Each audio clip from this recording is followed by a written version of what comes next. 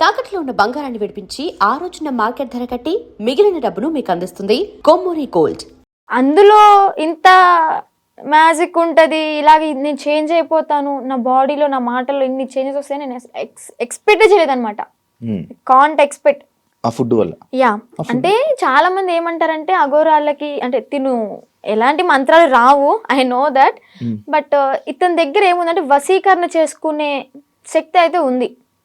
అంటే మారాడు, ఏదో ఒకటి నేర్చుకోకుండా అయితే రాడు కదా.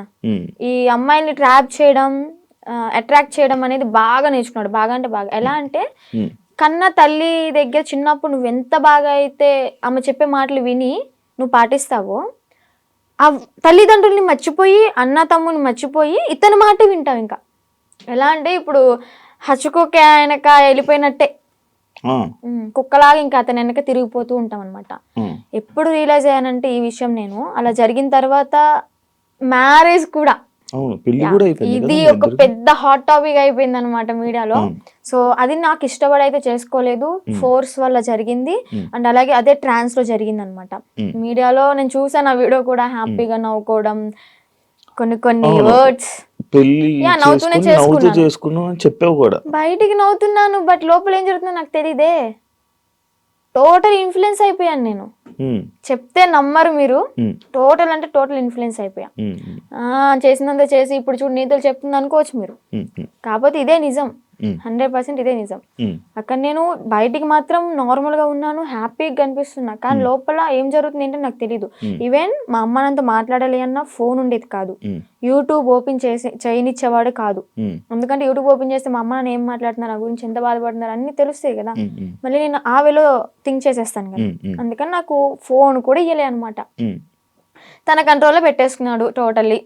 ఇంకా చిన్న చిన్న ఇష్యూస్ వల్ల పోలీసులు వచ్చారు, పట్టుకున్నారు. పట్టుకున్న తర్వాత December 22 అనుకుంటా, సో ఏప్రిల్ 2024 ఏప్రిల్ 22 పోలీసులు వచ్చారు, పట్టుకున్నారు. ఇంకా 23rd మార్నింగ్ వచ్చేసాం బుధవారం. పోలీసులు అతన్ని హ్యాండ్ ఓవర్లోకి తీసుకున్నారు. నేను ఇంకా ట్రస్ట్లోకి వెళ్ళిపోయా. ట్రస్ట్లోకి వెళ్ళడానికి కూడా కారణం ఏంటి అంటే, అమ్మా నాన్న దగ్గరికి వెళ్తే ఇంకా మొహం చూపించుకోలేము, వాళ్ళు ఏమంటారు. ఇంకా నేను అదే ట్రాన్స్ లో ఉన్నాను కాబట్టి వాళ్ళ దగ్గర నేను వెళ్ళను, ఇంటికి వెళ్ళను, మళ్ళీ బయటకు కూడా వెళ్ళను. నేను ఎక్కడో ఒక చోట ఉంటానని చెప్పని అనడంతో పోలీసులు ఇంకా ఆ ట్రస్ట్ పంపించడం జరిగింది.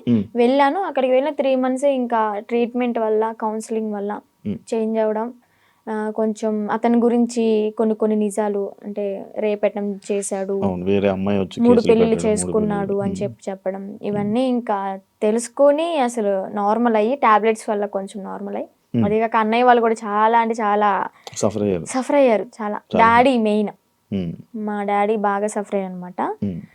సో అవన్నీ తెలుసుకొని ఇంకా నార్మల్ అయిపోయి బయటకు వచ్చేసి హ్యాపీగా లైఫ్ లీడ్ చేస్తున్నాను. పాస్ట్ ఈజ్ ద పాస్ట్ అనుకున్నాను. ఇప్పటికి కూడా చాలా మంది, అంటే నేను పీపుల్స్కి ఒకటే చెప్తా, చూసే ప్రజలకి, మీరు చూసింది నిజం కాదు, దాని వెనక వాళ్ళ వేరే కోణం ఉంటది, దాన్ని పూర్తిగా డీప్ గా తెలుసుకుని మాట్లాడండి. మీ ఇంట్లో ఆడపిల్ల ఒక చిన్న తప్పు చేసింది అంటే పూర్తిగా తెలుసుకునే కదా తనతో మాట్లాడతారు. అలాగే ఏదన్నా చూస్తున్నారంటే పూర్తిగా తెలుసుకుని మాట్లాడండి. మీరు అనే మాటల వల్ల ఓకే బయటకు వచ్చింది, బతుకుతుంది, తన బతుకు తను లీడ్ చేసింది బాయ్, మీరెందుకు దాన్ని క్రష్ చేయాలి తన మాటలతో? జరిగిందో జరిగిపోయింది, ఇప్పుడు షీఈ్ హ్యాపీ నౌ.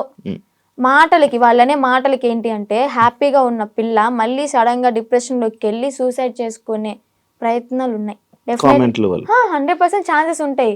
అలా నేను ఎన్నిసార్లు ఏడలేదు ఇంట్లో, చాలా రోజులు కామెంట్స్ చూసి ఏడవడం, అసలు అనవసరంగా ఇలా చేశాను, అసలు 2025 ఈజ్ మై బ్యాడ్ ఇయర్ అని చెప్పని అనుకోవడం, ఎందుకురా ఈ లైఫ్, చచ్చిపోతే బాగుంటది కదా. ఒక పక్కన అమ్మ నాన్నకి చెడ్డనేం తెచ్చాను, అన్నయ్యలకి చెడ్డనేం తెచ్చాను, అన్నయ్యలకి పెళ్ళే కాదు ఇంక నేను చేసిన పనికి, అందరి నోట్లో నానిపోయాను, ఇంకెందుకు నేను బతికి ఏం సంపాదించాను అని చెప్పని ఏడవని రోజు లేదు, సఫర్ అవ్వని రోజు లేదు. లాస్ట్కి ఇంకా మా అన్నయ్య వాళ్ళు వచ్చి దగ్గరికి వచ్చి, వాళ్ళెవరో అనుకుంటా అని చెప్పి నువ్వు బాధపడక్కర్లే, జరిగిందేదో జరిగింది, అందరూ చేస్తారు తప్పులు, అంబానీ వాళ్ళు కూడా చేస్తారు, కాకపోతే వాళ్ళది డబ్బు ఉంది కాబట్టి బయటికి రాదేమో, మనమేనా నార్మల్ పీపుల్స్ కాబట్టి నువ్వు క్యామ్ ముందుకు వచ్చి ఇంత ఫేమ్ అయ్యావు అంతే, అందరూ చేస్తారు, నువ్వు అంత బాధపడక్కర్లే, మీకు మేము ఉన్నాం, ఫ్యామిలీ మేమేదన్నా అంటే నువ్వు సఫర్ అవ్వు, బయట వాళ్ళని అసలు పట్టించుకోకు, లెక్కలోకే తీసుకోకు అన్నారు. అది నేను మోటివేట్ గా తీసుకుని ఇప్పుడు ప్రెసెంట్ హ్యాపీగా ఉన్నాను. పికిల్ బిజినెస్ స్టార్ట్ చేశాను, బిజినెస్ కూడా మంచిగా రన్ అవుతుంది. ఇప్పుడు పికిల్ బిజినెస్ చేస్తున్నావా? Yeah, Srivarshini home foods. నువ్వు నా separate ఓన్ గా నేనే పికిల్స్ చేస్తాను, నేనే స్నాక్స్ చేస్తాను, కారపళ్ళు, లడ్డూలు. నా యూట్యూబ్ లో చెక్ చేసుకోవచ్చు కూడా మీరు. దానికి ఇన్స్టాగ్రామ్ లోనే నీ అంత నువ్వు చెప్పుకొని ఇన్స్టాగ్రామ్ లో రీల్స్ పెడతాను, యూట్యూబ్ లో ఇంకా పచ్చళ్ళ గురించి ఫుడ్ వ్లాగ్స్ అలాగ చేస్తూ ఉంటా. ఇప్పుడు ఒకదాని ఉన్నా ఫ్యామిలీతోనా? అంటే అమ్మ నాన్న ఓన్ విలేజ్ లో ఉంటారు, అంటే కొంచెం ప్రాపర్టీస్ అవి ఉన్నాయి కదా, అక్కడ ఉంటున్నారు. నేను అన్నయ్య ఈ బిజినెస్ పరంగా మంగళగిరిలో ఉంటాను. ఇప్పుడు ఫ్యామిలీ అంతా ఓకే? ఇప్పుడు ఆల్ ఓకే, ఇప్పుడు అంతా మంచిగా ఉంది. ఓకే, ఇందాక ట్రస్ట్ గురించి మాట్లాడుతున్నప్పుడు నాకు అర్థమైంది. ఆ ట్రస్ట్ అంటే అదేనా? Kasturba Gandhi national memorial trust. అదేనా? ఇందాక నేను ఒక ఇంటర్వ్యూ చేసినప్పుడు ఆమె నాకు చెప్పడం జరిగింది కొన్ని సిచ్యువేషన్స్. నిజమా అక్కడ అలాగే ఉంటుందా? నువ్వు ఎన్ని ఇయర్స్ ఉన్నావు అక్కడ? 2 ఇయర్స్ కాదు, 6 months ఉన్నాను. తను చెప్పింది 200% కరెక్ట్. ఏం జరుగుతుంది? ఇబ్బంది పెట్టారు? అంత ఇబ్బంది పెడతారు? నేను కొంచెం ఫేమ్ లో ఉన్నాను కాబట్టి, నా వెనక మీడియా ఉంది కాబట్టి నన్నైతే అంత ఏం చేయలేదు. కానీ నేను అక్కడ ఏదో ఒక పని చెయ్యాలి ఖచ్చితంగా. నేను వెళ్ళిన 1 week నన్ను ఫ్రీగా వదిలేశారు, నేను తింటా అన్నది తెచ్చారు, ఫ్రీ బోర్డ్ లాగా ఇంకా ఇంట్లో ఉన్నట్టే ఉన్నాను.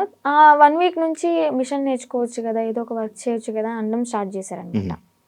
సర్లే మనకు కూడా నేర్చుకుంటే ఉంటది కదా అన్నట్టు నేర్చుకున్నా. ఇక్కడ పాయింట్ నేర్పించడం వరకే వాళ్ళ చేతుల్లో ఉంటది. నేర్చుకున్న తర్వాత మనం చెయ్యాలా వద్దా అనేది మన ఇష్టం అనమాట. వాళ్ళు ఫోర్స్ చేసి కుట్టించొద్దు. ఇక్కడ ఏం జరిగేదంటే నేర్చుకున్న పనికి మార్నింగ్ 9కి కూర్చుంటే ఒకవేళ 2000 bags 500 bags అలా ఆర్డర్స్ వస్తూ ఉంటాయి అనమాట. ఎక్కడెక్కడ నుంచో వస్తాయి. ఆర్డర్ వచ్చినప్పుడు మార్నింగ్ వెళ్ళి లంచ్ బ్రేక్ 1 hour ఉంటది అనమాట, మరి స్నాక్ బ్రేక్ 1 hour. ఈ 2 hours మాత్రమే మేము రెస్ట్ తీసుకుంటాం. 11:30 12 వరకు 1 or 2 వరకు కుట్టింది కూడా ఉన్నాయి. మిడ్ నైట్ 2 వరకు కుట్టిన రోజులు కూడా ఉన్నాయి. అలా కుట్టి పడుకొని మళ్ళీ ఎర్లీ మార్నింగ్ 5కి కానీ 6కి కానీ లేచి మళ్ళీ యాస్టీస్ వర్క్కి వెళ్ళిపోవాలి. వెళ్ళిపోయి బ్రేక్ఫాస్ట్ బెల్ అవగానే బ్రష్ చేసి మళ్ళీ తిని మళ్ళీ మిషన్ ఎక్కాలి. ఇలా చేపిస్తారనమాట. అదేమంటే ఏదైనా మనం ఎదురు తిరిగి నా కళ్ళ ముందే జరిగింది.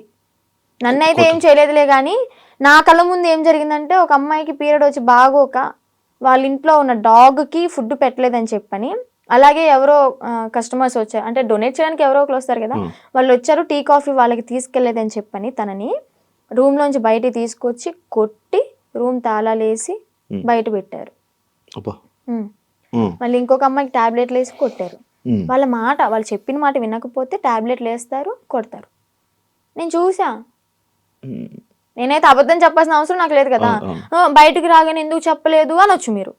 ఎందుకు చెప్పలేదు అంటే నేను అసలే బ్యాడ్ అయిపోయి ఉన్నా. మళ్ళీ నేను మీడియా ముందుకు వచ్చి వాళ్ళ గురించి చెప్పి ఎందుకు ఇదంతా నాకు మీడియా ముందుకు రాకూడదని అనుకున్నా అనమాట. ఇప్పుడు ఎందుకు చెప్తున్నా అంటే గౌతమి గురించి.